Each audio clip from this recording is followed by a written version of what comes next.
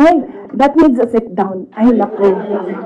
Talaga. Sasabihin ko sa'yo, you know, paano ko nalaman na gusto ni, na plano or gusto ni Martin Romualdez na mag-president? Ay, naku. Halaga. Sasabihin ko sa'yo. And it is personal knowledge. Kasi narinig ko talaga. I was there. So, kaya alam ko sa simula pa lang, nung narinig ko yun, okay. Wala lang din sa akin yon. Kasi lahat naman pwedeng tumakbong presidente. Diba? Ang hindi ko lang in-expect, yung gagamitin mo yung buong gobyerno para sirain yung isang tao.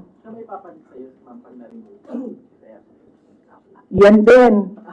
Kailangan magdesisyon ng taong bayan. Gusto niyo ba ng Vice President Martin Romualdez? Yan ang tanong.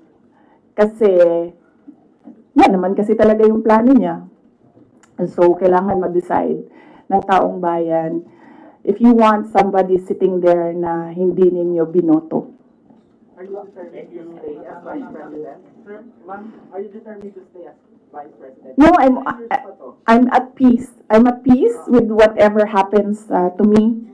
I've already accepted that whatever happens to me, that will be God's purpose for my life. So I am at peace staying and finishing my term because that is my contract with the Filipino people, and I am at peace going if I will be removed from office. Okay.